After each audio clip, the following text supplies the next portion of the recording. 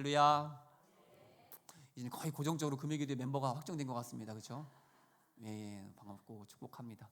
여기서 한 10명만 더 나오시면 좋겠다는 마음이. 소리 인사하시겠습니다. 잘 나오셨습니다. 하나님이 우리 기도 응답하실 겁니다. 이렇게 축복하며 인사하겠습니다. 하나님 살아계십니다.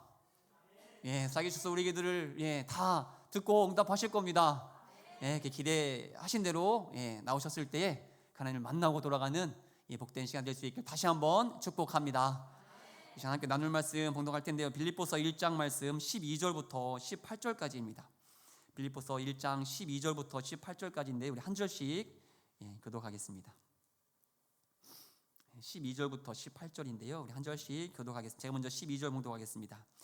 형제들아, 내가 당한 일이 도리어 복음 전파의 진전이 된 줄을 너희가 알기를 원하노라.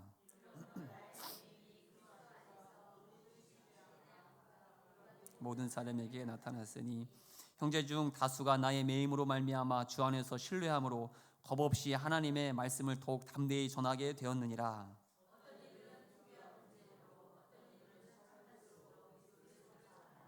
이들은 내가 복음을 변정하기 위하여 세우심을 받은 줄 알고 사랑으로 하나.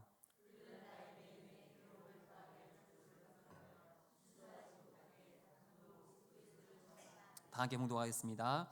그러면 무엇이냐? 거칠애로 하나 참으로 하나 무슨 방도로 하든지 전파되는 것은 그리스도니 이로써 나는 기뻐하고 또한 기뻐하리라. 아멘.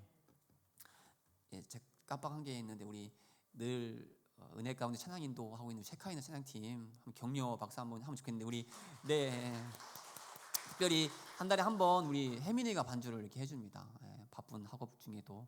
그래서 우리 혜민이 특별히 반주 계속 기도하시겠지만 반주가 나올 때마다 우리 혜민이를 위해서 특별히 전교 1등 할 수 있도록 기도해 주시면 감사하겠습니다. 이미 전교 1등인가요?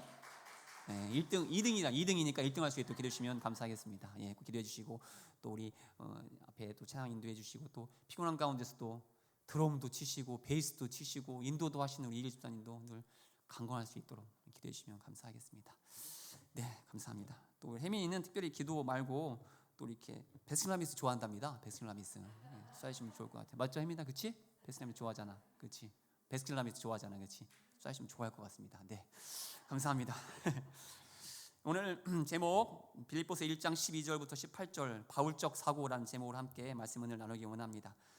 작년인 것 같아요. 저희 애들이 집에 와서 완전 럭키비키잖아 이러면서 막 노는 거예요. 완전 럭키비키잖아. 다들 처음 들어보시나요? 럭키비키란 말을 처음 들어보시나요? 작년 했던 거 다 이미 지나간 이야기긴 한데 감사하게도 처음 들어주셔서 감사하네요. 저는 뭔 소리인지 몰랐어요. 럭키비키? 럭키는 알겠는데 비키는 또 뭔가 합쳐있으니까 도대체 무슨 말인가. 그래서 아내한테 물었어요. 아내는 다 압니다. 아이돌을 좋아하기 때문에. 물어봤더니 아이돌 가수 중에 원영이라는 친구가 있는데 이 원영이라는 친구가 한 방송에서 아주 유명한 빵집에서 빵을 사려고 기다리고 있었답니다. 줄을 서서 기다리고 있었는데 이 친구가 저희 원영인데 워낙 빵집이 유명해서 줄을 길게 서야 했다고 합니다. 한참을 기다려서 드디어 이제 빵을 살 차례가 된 거예요. 살 차례가 딱 되었는데 딱 자기 앞에서 만든 빵이 다 떨어졌다는 이야기가 들은 거예요. 딱 내 순서인데 이제 사야 되는데 만약 여러분이 이런 상황이라면 어떻게 반응하시겠습니까? 우리 손수영 원사님 내 앞에서 떨어졌어 빵이. 그렇죠? 하나 저 같으면 오늘 완전 재수 없는 날이네. 그런데 이 원영이라는 친구 이렇게 말했다고 합니다. 빵이 떨어져서 아예 못 파는 건 아니고 빵이 다시 이제 나올 때까지 더 한참 기다려야 된다라는 말을 들은 거예요. 그 말을 듣고 나서 이렇게 어떻게 얘기했냐면 이렇게 얘기했답니다. 앞사람이 제가 사려는 빵을 다 사가서 너무 럭키하게 제가 새로 갓 나온 빵을 받게 됐지 뭐예요? 라고 말했답니다. 이해가 되십니까? 내 앞에서 딱 서서 못 사서 이게 화가 나고 이게 짜증나는 게 아니라 나는 갓 나온 빵을 먹을 수 있게 됐다라고 오히려 운이 좋다라고 표현했다는 거예요. 그래서 시작된 말이 럭키 비키인데 이 비키란 말은 럭키는 알죠? 행운이고 비키는 이 원영이라는 가수의 활동명 예명이 비키랍니다. 맞죠? 아니에요? 영어 이름이 비키랍니다. 원영이 이게 한국 이름이고 외국 사람인가요? 얘가? 외국 사람 아닌데? 한국 사람인데 비키 영어 이름이 있어요? 그렇구나. 이게 합쳐서 럭키비키랍니다. 예. 그래서 럭키비키라는 뜻이 됐고 본명을 따서 이러한 사고를 원형적 사고라고도 했다고 합니다. 그러니까 럭키비키 혹 원형적 사고는 부정적인 상황 속에서도 그 상황을 긍정적으로 바라보는 거죠. 상당히 좋은 거 아닙니까? 이게 정신승리는 아니라는 거예요. 모두 오해하시면 안 됩니다. 그런데 제가 말씀을 준비하면서 이 럭키비키의 원조는 이 아이돌 가수 원영이 아니다라는 것을 발견했습니다. 누굴까요? 예, 맞습니다. 역시 훌륭하십니다. 누가 모범생이시죠? 예. 바로 이 본문의 사도 바울이 이 럭키비키한 누구보다 긍정적 사고를 가진 자라는 겁니다. 아마 이 사도 바울보다 긍정적 사고를 가진 자가 아마 없을 겁니다. 그래서 오늘 설교의 제목이 뭐죠? 원형적 사고가 아니라 바울적 사고. 이제는 럭키비키가 아니라 럭키 바울로. 그렇습니다. 사도 바울은 그 누구보다 긍정적 사고를 갖고 있었던 인물입니다. 본문 12절을 보겠습니다. 12절 말씀 함께 봉독하시죠. 시작. 형제들아, 내가 당한 일이 도리어 복음 전파의 진전이 된 줄을 너희가 알기를 원하노라. 지금 사도 바울이 당한 일이 뭡니까? 지금 무엇을 당했습니까? 지금 사도 바울이 어디에 있습니까? 감옥에 있습니다. 감옥에 갇혀 있습니다. 사진 보이시죠? 당시에 감옥은 사람이 살 수 있을 만한 상황이 아니었습니다. 그런 공간이 아니었습니다. 그런데 그러한 상황 가운데 사도 바울이 뭐라고 고백하는지 18절도 다 함께 한 목소리에 봉독합니다. 18절 시작.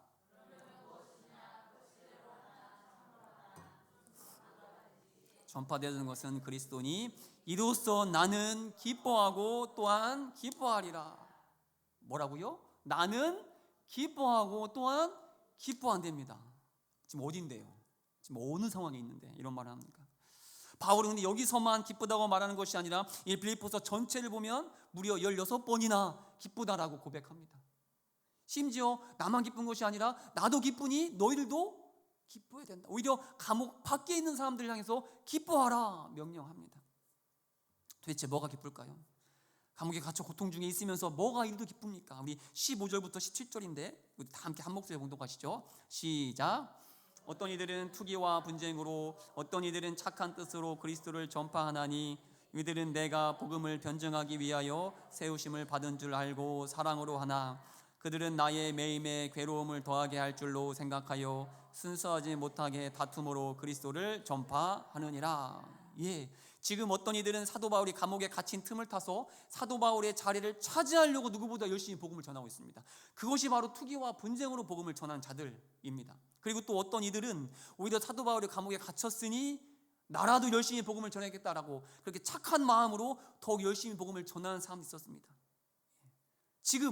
지금 본인은 감옥에 갇혀 있었지만 그러한 상황을 사도 바울은 부정적으로만 바라보고 있는 것이 아니죠. 오히려 긍정적으로 바라봅니다. 그래서 자신은 지금 감옥에 갇혀서 아무것도 할 수 없는 상황이었지만 그래서 고통 가운데 있지만 오히려 그래서 복음이 전파되니 그래서 오히려 그리스도가 더 잘 전해지니 뭐라고요?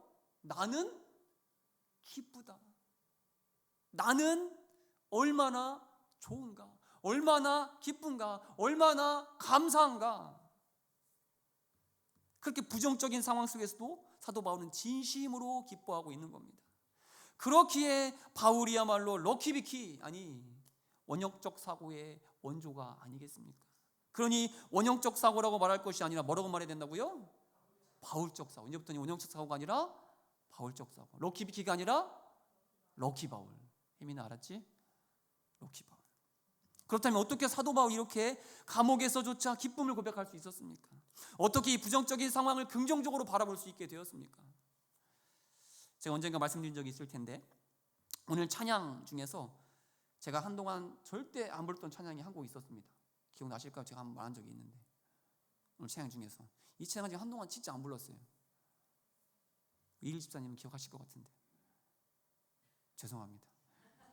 그리 아니하실지라도 이 찬양 기도원 들어갔을 때 거기가 이제 조그만 기도원이니까 뭐 이렇게 악기 같은 거 없고 그냥 반주기 미가엘 반주기를 틀어놓고 이렇게 부르면서 기도를 했습니다. 그러다가 이 찬양을 우연히 선곡해서 불렀습니다. 막 한참 부르고 있는데 순간 제 마음속에 짜증이 확 올라오는 거예요. 이 찬양의 가사가 어떻게 시작하죠? 그리 아니하실지라도 뭐 한다고요? 감사한데요. 참. 또 그리 아니하실지라도 뭐래요? 사랑하겠대요. 사랑한대요. 당시 저의 모습은 정말로 비참했습니다. 제가 하도 얘기해서 많이 아시겠죠? 하나님을 만난 후 오히려 기도원에 들어가서 기도를 시작했는데 오히려 만나기 전보다 저의 삶은 더 안 좋게 흘러갔습니다. 하나님을 만나면 모든 삶이 잘 풀릴 줄 알았어요. 잘 될 줄 알았어요. 근데 오히려 정반대의 삶을 살게 되었습니다.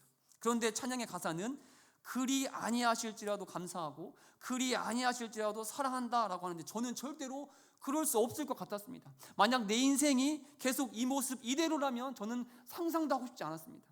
계속 그 시골, 그 땅 시골에서 계속 개똥을 치우면서 개 밥을 주면서 쭉 살아야 한다면 저는 절대로 그 모든 것에 감사할 수 없었을 것 같았습니다. 절대로 하나님을 계속 사랑할 수 없었을 것 같았습니다. 그래서 더 이상 그 찬양을 부르지 않았습니다. 그냥 꺼버렸습니다. 그리고 기도도 하지 않았습니다. 다시는 그 찬양을 선곡하지 않았습니다. 한동안 부르지도 않았습니다. 그런데 지금은 어떨까요? 지금도 이 찬양을 가장 제가 싫어할까요? 아까 제가 이 곡을 또 선곡 요청했고 또 신나게 박수치면서 불렀습니다. 왜냐하면 그 이후에 이 찬양의 가사처럼 언제나 우리를 향하신 그 신실하신 하나님의 뜻을 알게 되었기 때문입니다. 그리고 무엇보다 또 모든 것이 합력하여 선을 이루어내시는 그 하나님을 그 이후 여정 가운데에 제가 경험했기 때문이죠. 제가 재작년 수요예배 때 나눴던 이야기인데요. 제가 아내랑 만난 지 한 100일 정도 되었을 때 장인어른은 이제 돌아가시도 안 계시고 저희 아내 시골 그 교회 목사님이 저희 아내를 거의 이제 딸처럼 아내뿐만 아니라 그 오남매를 다 이렇게 자녀처럼 이렇게 챙겨주셨어요. 만난 지 100일 됐는데 갑자기 그 목사님이 잠깐 내려올 수 있냐고 영덕으로 그 얼굴 좀 보자고. 100일밖에 안 됐는데 보통이면은 안 가야죠. 100일밖에 안 됐는데 왜 거길 가고 가까운 데도 아니고. 근데 저는 그때 이제 결혼해야 되니까 이 여자 아니면 안 되겠다 싶어서 갔습니다. 갔는데 가서 잠깐 얼굴을 보여드리고 식사하고 오는 줄 알았는데 그게 아니라 무려 2박 3일을 그것도 목사님 사택에 머물면서 시간을 보냈습니다. 나중에 알고 보니까 이제 남자를 만난다는 소식을 듣고 어떤 놈인지를 먼저 파악을 해서 만약에 영 아니다 싶으면 빨리 헤어져야 되니까 소문나기 전에 헤어지게 하려고 미리 부르는 거였습니다. 그렇게 저는 김혜민의 남자친구가 되기 위해서 심층 면접을 2박 3일 동안 아주 고된 면접을 봐야 했던 겁니다. 말도 안 되죠? 뭐라고, 그렇죠? 2박 3일씩이나. 근데 면접의 결과는 어땠을까요? 그러니까 결혼해서 지금까지 살고 있는 거겠죠. 그것도 흔쾌히 합격을 받았습니다. 아주 흔쾌히. 그렇다면 제가 어떻게 합격을 받았을까요? 그때는 지금보다 더 말랐었습니다. 더 볼품 없었을 겁니다. 그럼에도 흔쾌히 합격을 받았습니다. 딱 갔는데 그 겨울에 11월 정도에 갔을 겁니다. 12월 정도에 갔을 겁니다. 겨울에 갔는데 그때 시골 목사님께서 염소를 무려 50마리를 키우고 계셨어요. 염소를 들판에 그냥 막 키우고 계셨는데 겨울이 됐으니까 이 염소를 이제 추위를 막을 축사를 짓고 계셨습니다. 어떻게 짓고 계셨냐면 그 플라스틱 판으로 울타리를 이렇게 막 치고 있었는데 그거를 나사로 하나하나 드라이버로 조이고 계셨어요. 혼자. 제가 갔으니까 얼마나 좋아요. 일꾼이 온 거니까 같이 하자고. 목사님 되게 버거워하시는데 저는 의외로 되게 잘하는 거예요. 목사님 되게 놀라는 거예요. 잘하니까. 제가 잘할 수밖에 없는 이유가 있는데 그해 여름 제가 시골 기도원 리모델링 공사를 했습니다. 이 천장을 다 뜯어내고 다시 붙이는데 이거 나사를 하나하나 다 손으로 다 박았어요. 한 달 내내 협동 목사님 둘이서. 그러니 이거 옆으로 박는 건 일도 아니죠. 너무 잘하는 거예요. 다음날 제가 목사님께 혹시 목사님 전동 드라이버 있습니까? 그거 뭐 하려고? 이거 전동 드라이버 박으면 금방 되니까 혹시 빌려오시면 제가 하겠습니다. 빌려오셨더라고요. 제가 그날 다 박았죠. 전동 드라이버도 마찬가지로 제가 알바하면서 배워가지고 너무 쉽게. 그때부터 목사님 눈빛이 달라지는 거예요. 얘 좀 하네. 또 목사님의 사택이 시골이니까 난방을 나무난로로 했습니다. 나무난로. 그래서 수시로 땔감을 준비했죠. 그러니까 교회 한쪽 마당에 나무가 쌓여 있었고 목사님이 틈나는 장작을 패는 거였습니다. 엄청 지금부터 더 말랐습니다. 뭐라고 부르시더니 장작 좀 패라고. 제가 잘 팼을까요? 안 팼을까요? 기가 막히게 그날따라 장작이 쪽쪽 잘 갈라지는 거예요. 치는 족족 갈라지는 거예요. 왜 그러냐면은 제가 머물렀던 시골 기도원에도 나무난로를 뗐거든요. 틈나는 대로 하는 일이 장작 패는 거였습니다. 제가 그 전에는 저걸 펴본 적이 없는. 그러니까 나무를 하긴 했는데 아버지가 안 시켰죠. 근데 시골 기도원에 가서 장작을 패기 시작했는데 그 경험이 여기서 마치 다윗이 물맷돌을 던졌을 때 하나님이 힘을 더하셔서 딱 맞힌 것처럼 내리칠 때마다 저는 기도원 생활을 하면서 내가 왜 이런 고생을 사서 해야 될까? 추운 날 기도원에서 장작을 패면서도 또 기도원에서 리모델링을 하면서도 온통 먼지를 뒤집어 쓸 때에 원망 많이 했죠. 내가 지금 왜 이렇게 고생해야 될까? 내가 왜 이렇게 힘든 시간을 보내야 될까? 그런데 어떻습니까? 그 모든 경험이 나중에 어떻게 됐습니까? 제가 결혼하는데 이렇게 결정적인 역할을 하게 될 줄 누가 알았습니까? 이 목사님 본 건 다른 게 아니었어요. 성실한가? 장작을 잘 패는 것이, 나사를 잘 조이는 것이 김혜민의 남자친구로 인정을 받게 되는데 결정적인 역할을 하게 될 줄 누가 알았냐라는 거죠. 근데 누가 알았습니까? 아무도 몰랐지만 누가 아셨습니까? 우리 하나님은 아신 거죠. 하나님은 다 아신 거죠. 모든 것이 다 합력하여 나에게 가장 좋게 만들어 주실 그 하나님이 그 순간순간을 허투루 그냥 내버려 두신 게 아니라는 거죠. 그런데 지금은 그리 아니하실지라도, 그래서 지금은 내 뜻대로 되지 않을지라도, 지금은 내가 원하는 것을 얻지 못할지라도, 지금 이 부정적인 상황에 낙심하지 않을 수 있게 되는 거죠. 오히려 감사할 수 있게 되었고, 오히려 하나님께서 이 상황을 어떻게 역전시켜 주실까를 기대할 수 있게 되었다라는 겁니다. 사도 바울도 마찬가지죠. 사도 바울은 처음부터 긍정적이었을까요? 처음부터 고난 가운데에 감옥에서도 기쁨의 고백을 할 수 있었을까요? 그가 처음부터 감옥에서 찬양하는 그러한 믿음 좋은 사람이었을까요? 아닙니다. 이 모든 경험을 통해서 하나님께서 부정적인 상황을 긍정적인 상황으로, 최악의 상황을 최선의 상황으로 만들어 주시는 그 하나님의 놀라운 손길을 경험했던 겁니다. 그래서 사도 바울도 이렇게 고백할 수 있었던 거죠. 로마서 5장 3절 4절 다 함께 봉독하겠습니다. 시작.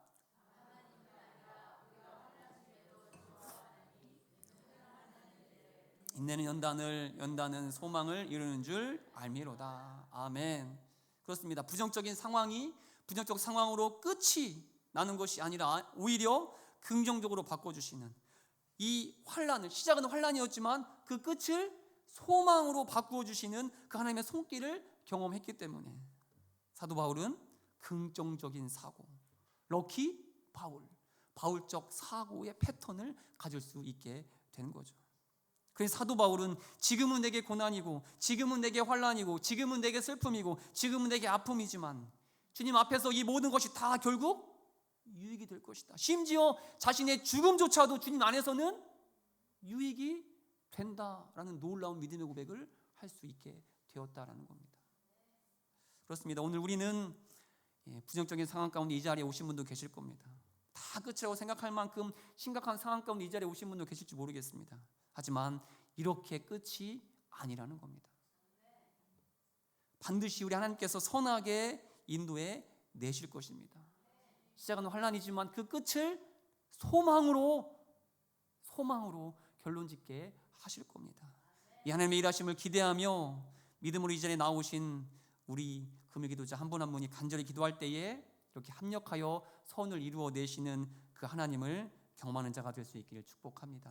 그래서 우리 모두가 그리 아니하실지라도 감사하며 그리 아니하실지라도 사랑하는 자가 될 수 있길 축복합니다. 우리를 향하신 하나님의 뜻을 반드시 이루시고 합력할 선을 이루어 내시는 그 하나님을 경험하는 우리의 삶이 될 수 있길, 그래서 우리의 입술에도 언제나 소망의 말만 터져 나오고 우리의 입술에서 언제나 감사의 고백이 터져 나오고, 그래서 언제나 나를 향하신 하나님의 그 신실한 사랑, 날 향하신 하나님의 그 크신 사랑을 찬양으로 또 우리 입술의 고백이 터져 나오는 이 복된 시간 될 수 있기를 축복합니다. 오늘 우리는 그리 아니하시는 하나님으로 인해 답답해서 이 자리에 나오신 분 계실 겁니다. 전혀 달라지지 않는 상황으로 인해 아무리 기도해도 나아지지 않는 오늘을 놓고 하나님과 단판을 지으려 이 자리에 나오신 분도 계실지 모르겠습니다. 하지만 저는 확신합니다. 오늘이 소망을 향한 연단과 인내의 과정이라는 사실을 저는 확신합니다. 그래서 분명히 제가 한동안 싫어했던 이 찬양을 누구보다 기쁘게 또 감사하게 부를 날이 올 것이라 저는 확신합니다. 오늘 미리 그날을 기대하며 이 찬양 우리가 먼저 기쁨으로 또 박수치며 찬양한 이후에 기도하는 시간을 갖도록 하겠습니다. 우리 다 함께